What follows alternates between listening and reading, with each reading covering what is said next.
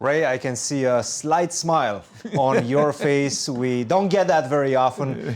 You must be feeling quite good about this game and your performance today, but it wasn't easy. It was a very tense game. How would you assess it? Where did you feel like the critical moments were? Give us your story about today's game. Yeah, I felt like I got, a relatively pleasant position out of the opening in the sense that I wasn't really risking anything. The first moment that surprised me a little bit was when he played bishop b7 really quickly and rook a8. Yes. Which I guess makes some sense. I don't know, for some reason I didn't expect him to just start playing on the queen side at that moment. Just 1 second, can you tell us why you spent almost 50 minutes on move 6, rook e1? Oh, sure. Yeah, I mean, it was pretty clear if I play rook e1, which I always play, he's going to play the marshal, and which makes sense. Like, I probably haven't shown anything against the marshal. I think probably the last games I played in classical were a few years ago, probably against Wesley, and I was playing like a4, b4, d4, and just making a draw. So I was thinking, okay, well, I can also play something like d3, or there's other moves. So I could have played kind of an anti-marshal, but I decided just to play with a4 again, and then he didn't play with b4, he played with bishop b7, which is also a normal line. And then, yeah, I went with this bishop d2, h3 line. I think it was pretty standard. Knight d8 was very normal. I was trying to remember some of the theory, but couldn't remember too much. And yeah, here I wasn't sure if knight a3 was actually a good move, but it seemed safe enough to me. Yep. So yeah, as I was saying, after here, take, bishop b7, I was a bit surprised by. And then we got this position. Yeah, he played very provocatively the whole game, like queen a4, and I don't know, just moving his pieces away from the king side and putting his queen on this like weird square, and then yeah, this knight d7 move. Obviously, I'm better, but I couldn't find anything like amazing. Like I suspected, yeah, okay, I see the computer says I'm much better. I suspected probably I'm much better somehow, but I wasn't sure how to actually prove that. It's definitely not easy. I ended up... And you did something very interesting. You were using this strategy of repeating the position as many times as possible before deviating. Why did you do that? I wanted to get closer to the time control because I was lower on time. I think that was pretty clear.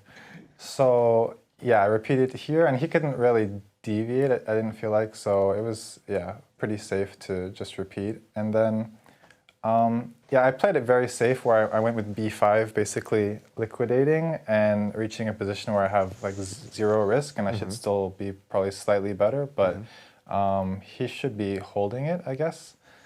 And then, yeah, later on, yeah, he brought his queen back up to a3, again, like very aggressive. And then on b2, which was also, like, I don't know why he had to play so riskily. Like here after queen b2, I was thinking about if I could play bishop takes c5, knight takes c5, knight g5, and just start an attack, but I couldn't quite make it work. Yeah, here knight g5, and maybe rook b7. Like my rook is always hanging on c1, and if rook c2, he has queen b1. So I decided to again repeat, like with, I instead played rook c2, and then I was expecting queen b1, and I was going to repeat again with rook c1, and then try to find some other way to continue. I'm surprised the advantage is actually that big. I thought he should be holding it. I think it's this move, knight to g5, but again, these are engine advantages in general, right? Over the board, this feels much lower than that. By the way, just to I mean, knight g5 I was considering, but I didn't realize it was so strong. But yeah, I really don't understand, like, yeah, I guess he just completely missed rook a2. I don't know how to explain queen a3. I was trying to figure out what he could have missed, but yeah, there was a very abrupt end to the game. Obviously not expecting that at all. What was your internal reaction when you saw him putting that queen on a3? I was just very confused because, I mean, I didn't even consider it at all. I was just, I mean, he could have maybe gone to b7, but I was pretty sure he would just play queen b1 more or less automatically. And yeah, then when he played it, I was like looking at him a bit, just trying to figure out if he blundered it just by reading his face, but he didn't really react at first. But yeah, then it became clear that yeah, it was just a huge blunder. Well, Ray, a huge blunder, but definitely you will take that full point home tonight. Congratulations. It's a big victory, especially before the rest day. Any plans for the rest day?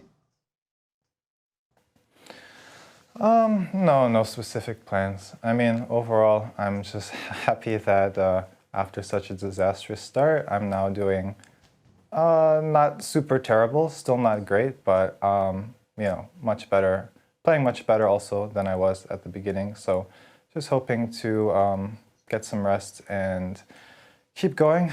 Tough last 3 games. I think I have 2 blacks, so hopefully I can have a decent finish as well. Well, go get your rest, go get your rest day, and we'll see you in a couple of days.